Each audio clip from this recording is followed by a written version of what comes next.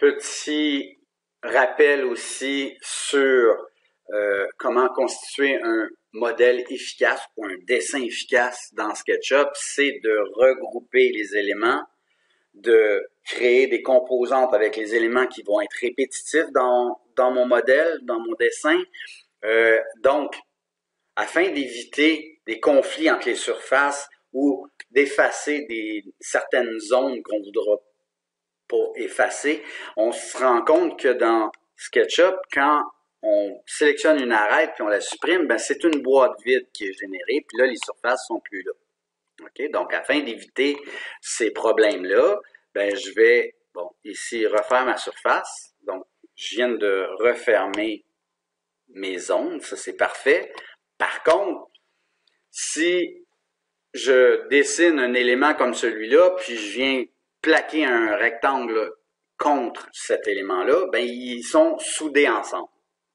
Ça veut dire quoi? C'est que si je regarde latéralement mon objet, ben je vois bien que ces deux objets-là sont collés ensemble. Donc, si je viens modifier ou déplacer les arêtes, ben quand je vais déplacer ces objets-là, ben évidemment, ça va défaire les formes. Donc, à nous de bien gérer nos objets de sorte que si je trace, par exemple, un mur, certaines distances, là je viens faire mon poussé tiré 8 pieds, par exemple,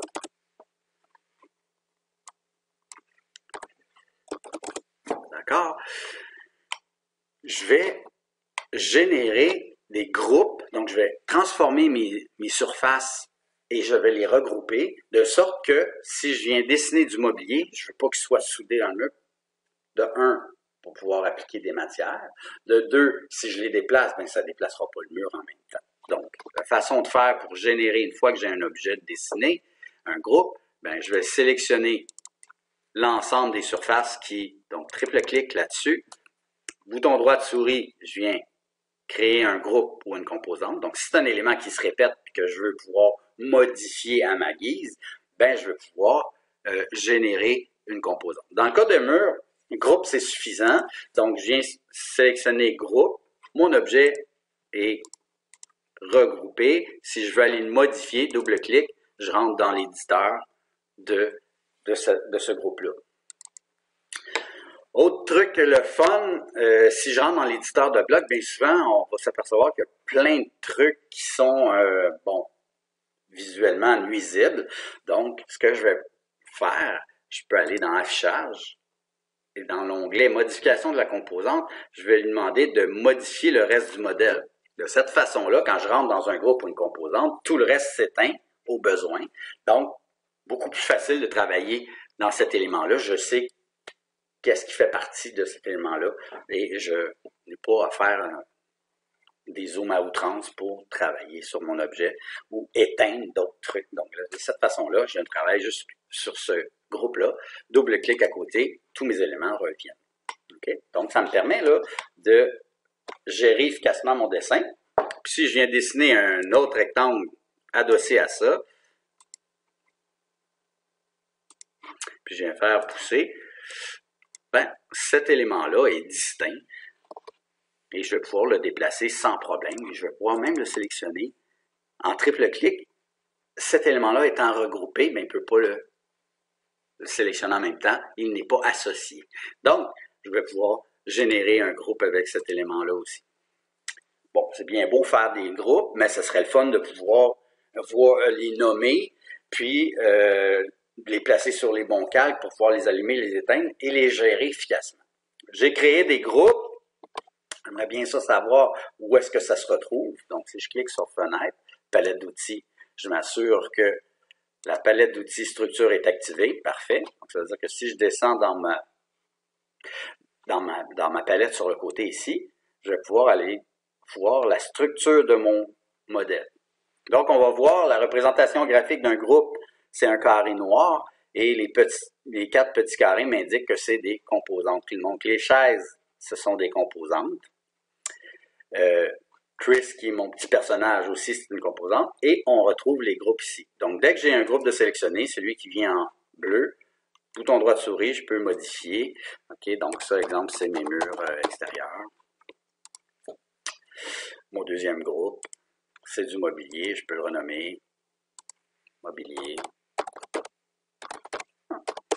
Donc, je peux donner des noms à mes éléments. Si je veux mettre ensemble des groupes qui ont déjà été faits, par exemple, je viens tracer un autre mur ici.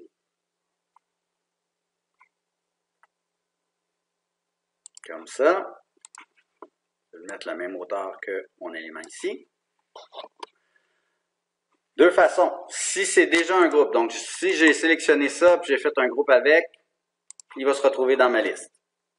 Donc, je peux sélectionner deux groupes en même temps et en générer un autre. Donc, j'ai maintenant un groupe qui constitue mes deux autres ici. Okay. Donc, si je rentre dans mon groupe, celui-là, je peux aller le renommer. Ça va être vraiment mes murs extérieurs, par exemple. Et je ne veux pas avoir une multitude de groupes imbriqués un dans l'autre. J'aimerais ça pouvoir travailler les deux en même temps. Donc, je vais rentrer dans mon éditeur. Et ce que je vais faire, je vais éclater mes deux petits groupes. Et là, je vais voir ma structure se simplifier. J'ai seulement qu'un groupe pour mes deux éléments mur extérieur. Donc, mes deux autres petits groupes se sont dissipés, donc éliminés en fait d'eux-mêmes en les éclatant. Donc, je peux entrer maintenant et aller travailler. Ah, je dis, OK, moi, ce mur-là, il n'est pas assez long, donc je vais aller l'allonger. Mon groupe va se corriger automatiquement. Je peux aller sur mon mobilier. Excellent. Donc, par la structure, je peux aller sélectionner un groupe, une composante, aller le modifier. Je peux aller le renommer. Je peux même le masquer. On voit qu'il est en pâle ici. Je vais le révéler, donc le rallumer. Il y en a qui trouvent ça un petit peu long de passer à travers cette structure-là pour juste les allumer et les éteindre. C'est pour ça que les calques ont été créés. Et donc, les calques ici, je pourrais éventuellement faire... Je vais m'en faire un pour mes murs extérieurs. Vous pouvez choisir la couleur que vous voulez. Ça n'a aucune incidence. Donc, je crée les calques que j'ai. Une fois que mes calques sont faits, je vais aller sélectionner mes groupes, puis je vais aller choisir le calque correspondant. Donc, je viens choisir mon calque mur extérieur pour cet élément-là. Cet élément-là, je vais le mettre sur le calque mobilier. De cette façon-là, si je viens dans mon tableau des calques et j'éteins le calque, tout ce qui a été généré, donc tous mes groupes qui ont été faits sur ce calque-là, vont s'éteindre de façon efficace. Donc, les calques vont me permettre de gérer efficacement mon modèle. En un clic, j'éteins mes éléments. Donc, voilà pour les calques. Au niveau des groupes des composantes, évidemment, on peut les renommer, on peut les constituer. On s'est aperçu qu'en sélectionnant une composante, comme c'est un bloc, si je viens faire une modification, ben, ça va appliquer la modification sur chacune d'entre elles. Si, je vais éteindre mon petit mur extérieur pour bien voir ma table, mes chaises, ben, en fait, si je voulais modifier uniquement cet objet-là, parce que j'ai dans mon modèle un objet qui est identique, mais j'aimerais ça changer les couleurs, changer certaines choses dedans, ben, l'idée, c'est de rendre unique cet objet-là. Donc, bouton droit de souris, je peux rendre unique une composante. Qu'est-ce que ça a comme incidence? Ben, c'est en fait que cet objet-là est rendu tout seul. Donc, il a été renommé autrement. Allons voir notre structure, si c'est bien vrai. Et effectivement, j'ai un objet maintenant, chaise numéro 1, qui est celle-ci. Puis les autres s'appellent chaises, tout simplement.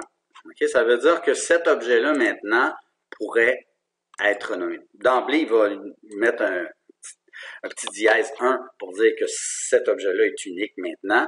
Donc, moi, je pourrais l'appeler, la nommer plutôt, comme je veux. Donc, c'est ma chaise modifiée. Et là, si je clique dessus, c'est seulement que celle-là que je modifie. Les autres vont rester intacts. Si je reclique sur l'autre qui est identique, en fait, les autres composantes, ben, je vois que je peux aller modifier les autres. Et ces trois-là sont comme comportant le même nom, donc vont être modifiables. Donc, je peux, en tout temps, dans un modèle, gérer ma structure, mes calques, renommer mes groupes, rendre unique mes groupes pour pouvoir le traiter de façon indépendante, ou si je les conserve avec le même nom, ben ça va tout modifier mes blocs qui sont identiques dans mon dessin. Plusieurs étudiants m'ont posé la question, est-ce qu'on peut dissocier des groupes pour en fait avoir une meilleure gestion? Très bonne question. En fait, ici, on s'aperçoit, j'ai deux modèles.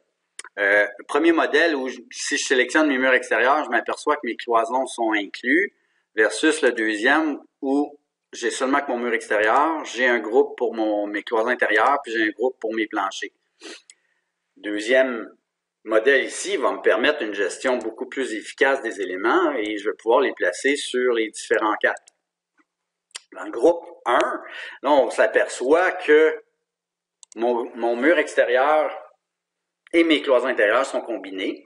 Donc, pour rectifier le tir, si vous voulez corriger cette situation-là, fort simple, je vais me placer en vue de dessus. Je vais m'assurer que ma caméra est en parallèle, donc je n'ai pas de perspective d'afficher. Et je vais aller me positionner au-dessus ici. Je peux éteindre mes planchers, puis je vais aller travailler dans le groupe de mes murs. Donc, j'ouvre mon groupe mur et les éléments qui sont ici, je veux les sortir de là. Donc, je vais faire une sélection pointillée ici pour sélectionner tous mes murs. En faisant cette sélection-là, on va s'apercevoir que les arêtes contre le mur ici n'ont pas été sélectionnées. Donc, je vais faire CTRL et je vais faire une nouvelle fenêtre pour aller sélectionner mes extrémités. De cette façon-là, je vais être sûr que j'ai sélectionné vraiment toutes mes lignes qui constituent mes cloisons intérieures. Donc, ça ici, bouton droit de souris, je vais créer un groupe. Je pourrais même aller le renommer tout de suite si je veux. Ça, c'est mon groupe. Modifier le nom. Cloison intérieure. Le groupe complet, c'est mes cloisons ou mes murs plutôt extérieurs. Là, vous allez me dire, ouais, mais ils sont toujours combinés. Oui, je double-clique pour entrer à l'intérieur de ça. Le groupe qui est ici, je fais CTRL X pour couper. Puis je vais aller m'assurer que mes murs sont bien constitués. Si ce n'est pas le cas, je vais aller... ouais, c'est correct. Dans le fond, je vais vouloir mettre deux matières sur mes murs, puis ma zone, elle est déjà délimitée. Fait que ça, c'est parfait. Je reviens ici. CTRL V.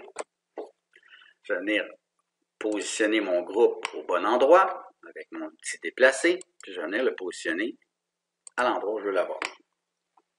Donc, de cette façon-là, le groupe cloison intérieure, je vais pouvoir le mettre sur le bon calque et à l'aide de mes calques, je vais pouvoir les allumer et les éteindre.